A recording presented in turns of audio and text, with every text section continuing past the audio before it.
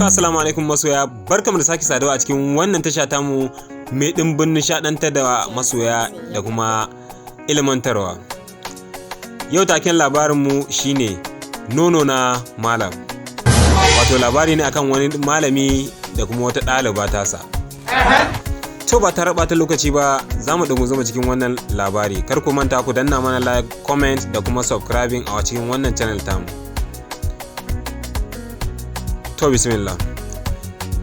Wata mata ce ta aiki 'yarta sayan nono bayan sallar isha'i. A hanyarta ta dawowa ta haɗa da ƙawayenta. Ƙawayenta suka faɗa mata cewa ana dukan makara a makarantarsu ta dare. Ita kuma wannan yarinya jin haka ya sa bata koma gida ba, sai ta zarce makarantar. Ko da yarinyar nan ta isa makarantar ta riga ta yi latti. Haka ta shiga layin waɗanda za a yi wa bulala. Da malamin nan ya fara yi mata bulalar lattin, sai ta ji tsoron fashewar nonon da ke cikin leda da ta ɓoye a hijabi. Don haka ta fara faɗin, "Malam nono na, malam nono." Shi kogogon naka wato malaminsu ko sauraron ta bai yi ba, ya ci gaba da dukanta.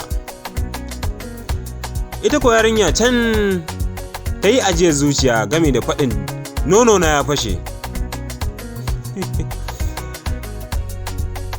Kwatsam sai ga farin ruwa ya fara zubowa daga hijabinta. Shi ko gogon naka wato malamin ganin haka ya ruga a guje, bai sake dawowa makarantar ba. Ashe ledan nonon ce ta fashe, wato ledan nonon da ta ɓoye a cikin hijabinta ita bulalar ta fasa.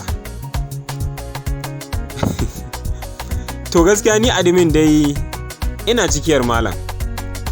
Ban sani ba ko yana ƙasarku, ko kuma yana garinku, ko kuma yana layinku. Dan Allah inda aka samo mana malam, a rubuta mana a cikin comments domin mu zo mu taɓa malam mu ji ya gaya mana ainihin abin da ya faru a wannan lokacin. To masoya, da fatan kuna jin daɗin labaran da muke kawo muku na nishaɗi, na soyayya da kuma shauransu. A ci gaba da bibiyar wannan tasha tamu, a danna mana like, a mana kuma comment, sannan a danna mana subscribe da alamar ƙararrawa. Mun gode masoya, Allah ya bar mu tare.